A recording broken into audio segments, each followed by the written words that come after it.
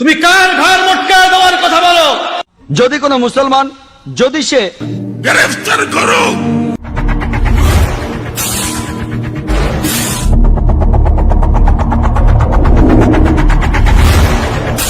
এই যুবক পোলাপান সজাগ আছো, সজাগ আছো। জি হুজুর, আমরা রাজি আছি। সত্যি হুজুরের এই সিংহের গর্জন আর ঐক্যের ডাক যেন পিছনের সব ইতিহাস ভুলে নতুন করে হুজুরের প্রতি আমাদের ভালোবাসার সৃষ্টি হয়েছে। দর্শক, এই ভাস্কর্য ইস্যু নিয়ে এখন শুধুমাত্র মামুনুল হক নয়, বরঞ্চ বাংলাদেশের সমস্ত উলামা ইকরাম দল মত নির্বিশেষে বক্তব্য দিয়েছে। দর্শক, সেই সাথে নতুন করে যুক্ত হয়েছেন ডক্টর জাকির নায়েক এবং এনায়েতুল্লাহ আব্বাসী এবং গিয়াসউদ্দিন তাহিরি সাহেব। দর্শক, সবকিছু নিয়ে আজকের ভিডিওটি খুবই গরম এবং উত্তেজনাপূর্ণ একটি ভিডিও হতে চলেছে। আজকের ভিডিওতে ভাস্কর্যের পক্ষ এবং বিপক্ষ উভয় পক্ষের ভাষণই আমরা তুলে ধরার চেষ্টা করব এবং সেই সাথে ভিডিওর শেষ অংশে দর্শক খুবই হৃদয় বিদারক একটি কাহিনী দিয়ে আমাদের আজকের ভিডিওটি শেষ করব। আশা করছি হৃদয় বিদারক কাহিনীটি শুনে আপনার মূল্যবান মন্তব্য জানিয়ে তারপরে যাবেন। দর্শক, ভিডিওটি শুরু করার আগে আপনার কাছে আরেকটি রিকোয়েস্ট করতেই হচ্ছে, আপনি যদি আমাদের চ্যানেলটি এখনো সাবস্ক্রাইব করে না থাকেন তাহলে দয়া করে চ্যানেলটি সাবস্ক্রাইব করে নিন। তাহলে চলেন দর্শক, দেরি না করে আমরা সেই গরম গরম ভাষণগুলো শোনা শুরু করি।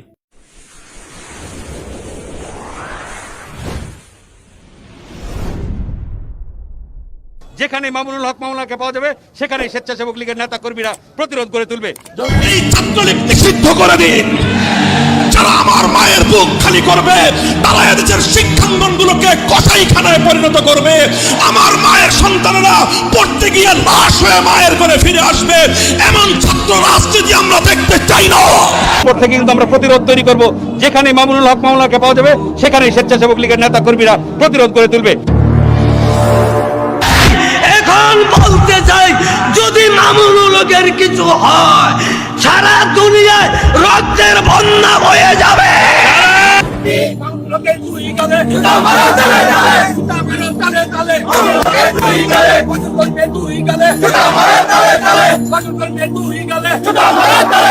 এই বাংলাদেশে নবীর ওয়ারিসদেরকে যারা আজ গালি দিচ্ছে তাদের মুখে জোতা মারো, তালে তালে এই কথা বলছে।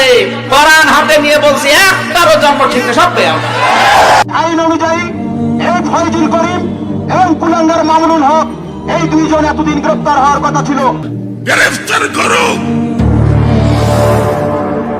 রিমান্ডে নিয়ে যান।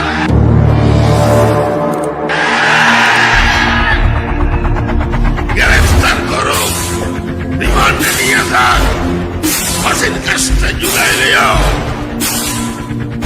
আমাদের হক কথা বলতে হবে। সাম্প্রদায়িক সম্প্রীতি নষ্ট করবেন, খার আমরা মটকে দিব। সাম্প্রদায়িক সম্প্রীতি নষ্ট করবেন, খার আমরা মটকে দিব। তুমি কার ঘর মটকায় দেওয়ার কথা বলো? বেশি বাড়াবাড়ি করলে এই দেশের আপামর তাওহীদি জনতা নবীগণের ওয়ারিস উলামাগণের পক্ষ অবলম্বন করে তোমার ঘর মটকায় দেবে। স্বাধীনতা বিরোধী শক্তির যে আস্ফালন, এটা আমরা মেনে নিতে পারি না। আমরা সাধারণ জনগণ, আমরা রাস্তায় নেমেছি। এই যুবক পোলাপান সজাগ আছো, সজাগ আছো। এই দাবির ভিতরে, এই দাবির সাবজেক্টের উপরে কে চরমনাই, কেউ কওমি, কেউ হেফাজত আমরা দেখব না। এই দাবির নেম প্লেটের উপরে সকলকে ময়দানে চাপিয়ে পড়তে হবে, চাপিয়ে পড়তে হবে, চাপিয়ে পড়তে হবে। ঠিক কিনা বলো? ওরা বলছে বঙ্গবন্ধুর একটা ভাস্কর্য, এটা মূর্তি। মূর্তি মানে কি? মূর্তি তো যেটা হচ্ছে আরাধ্য, যেটা পূজা করে সেটা মূর্তি। এগুলো করে মানুষকে তারা বিভ্রান্ত করছে। এরা কারা? এরাই হলো নাস্তিক। এই নাস্তিকের বংশই হলো বাংলাদেশের শাহরিয়ার কবিরেরা। জোরে বলেন কথা ঠিক না ব্যাটি? এরাই শাহবাগে মিছিল করে কয়েকদিন আগে বললো, সরমনের দুই গালে জুতা মারো তালে তালে। প্রতিমা পূজা, আসনাম আর তামাসিলা দুটো এক জিনিস না। একটি ভাস্কর্য আর একটা হলো প্রতিমা। মূর্তি আর ভাস্কর্য বুঝেন আপনি? পৃথিবীতে মূর্তি পূজা আগে আসে নাই। পৃথিবীতে আগে ভাস্কর্য নির্মাণ হয়েছে। ভাস্কর্য পূজারীরাই একটা পর্যায়ে মূর্তি পূজারী হয়েছে। তাম যেটাকে মূর্তি বলেছে, অমুসলিম হিন্দুরা সেটাকে প্রতিমা বলেছে, আর নাস্তিক মুরতাদরা কৌশলে সেটাকে ভাস্কর্য বানিয়েছে। যদি আবারও সেই মোল্লাবাদীরা এই ধরনের ধৃষ্টতা দেখায়, টিএসসি চুপ থাকবে না, ঢাকা বিশ্ববিদ্যালয়ের শিক্ষার্থীরা চুপ থাকবে না। জুনায়েদ বাবলুর জেলে আরাম যেতে পারে, মুশতাক নবীর জেলে আরাম যেতে পারে, লেকিন আল্লাহর কসম এদেশে ইসলাম আসবে। যদি আর কোন আলেম দিনকে বাংলাদেশে গ্রেফতার করা হয়, চলবে আগুন ঘরে ঘরে। ইরাকে আছে, ইরানে আছে, সব দেশে আপনার বিভিন্ন ধরনের ভাস্কর্য আছে। তাহলে বাংলাদেশে জিয়াউর রহমানের ছিল, তাহলে বঙ্গবন্ধুটা হলে সমস্যা কি? কোথাও যদি জিয়াউর রহমানের কোনো প্রতিকৃতি মূর্তি থেকে থাকে, সেই মূর্তি ভেঙে ফেলো। কোথাও যদি বঙ্গবন্ধুর কোনো মূর্তি তৈরি করা হয়ে থাকে, আমাদের সামর্থ্য থাকলে আমরা সেটা ভেঙে গুড়িয়ে দেব। আজকে যারা বঙ্গবন্ধুর বিরুদ্ধে কথা বলছে, কালকে তো গোটা বাংলাদেশের বিরুদ্ধে কথা বলবো, আমরা এটাকে ইসলামের হুকুমত করবো। আমরা বঙ্গবন্ধুর বিরোধী নয়, আমরা বঙ্গবন্ধুর ভাস্কর্য বিরোধী। আল্লাহর রাসূলেরা যদি কেউ মূর্তি তৈরি করে, সেই মূর্তি আমরা সর্বপ্রথম ভাঙবো। প্রতিমা পূজা, আসনাম আর তামাসিলা দুটো এক জিনিস না, একটি ভাস্কর্য আর একটা হলো প্রতিমা। যদি কোনো মুসলমান যদি সে তৈরি করে কোন মূর্তি মোহাম্মদ সাল্লাল্লাহু আলাইহি সাল্লামের, আপনি যদি সেই মূর্তি ধ্বংস করেন, সারা বিশ্বের মুসলমান যদি আপনার বিপক্ষে থাকে, আমি ডাক্তার জাকির নায়েক আপনার পক্ষে থাকবো। কারণ মোহাম্মদ সাল্লাল্লাহু আলাইহি সাল্লামের মূর্তি তৈরি করা সম্পূর্ণ নিষেধ। যারা মূর্তি আর ভাস্কর্যের পক্ষ নিয়েছে তারা যুক্তি দিচ্ছে মূর্তি আর ভাস্কর্য এক নয়, অথচ কোরআন সুন্নাহ বলতেছে মূর্তি আর ভাস্কর্য একই জিনিস। যে কোনো স্থাপনা যদি ভক্তি শ্রদ্ধার সাথে স্থাপন করা হয়, তার মানে সেটা মূর্তি, সেটা শিরক। নাম তার মূর্তি হোক, নাম তার ভাস্কর্য হোক।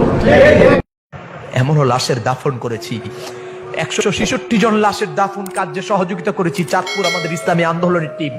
এমনও লাশের দাফন করছি যেই লাশের মা, বাবা, সন্তান কেউ নাই, ঘরের চৌকাঠে লাশ ফলায় দিয়ে চলে গেছে। এমনও লাশের দাফন করছি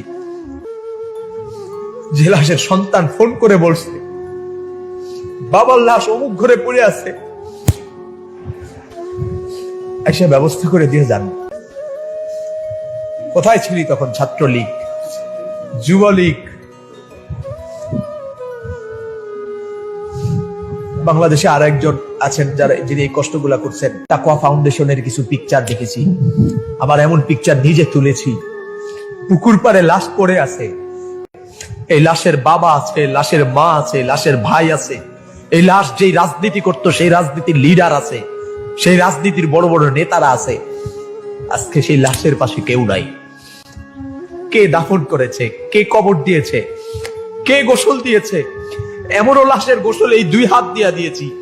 গোসল দেওয়ার সময় তার গায়ে 108 ডিগ্রি জ্বর ছিল, 108 ডিগ্রি জ্বর ছিল গোসল দেওয়ার সময়।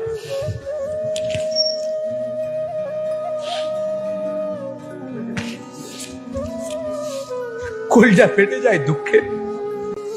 আজকে এমন এমন ব্যক্তির বিরুদ্ধে, যাদের নির্দেশে ওলামায়ে কেরাম এই কাজগুলো করতে, যাদের নির্দেশে আমরা এই কাজ করছি, তোমাদের নেতারা আজকে যারা ভাস্কর্যের পক্ষে কথা বলতে গিয়া আল্লামা ফয়জুল করিম আর মামুনুল হক আর বাবুনগরীকে গালি দাও।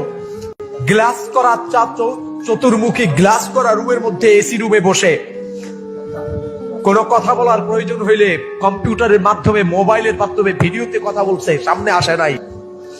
কিন্তু প্রতিটা লাশকে কাঁধে করে গোসল দিয়ে আদর যত্ন করে কবরে রেখেছি। কোনো সেবার কমতি ছিল না।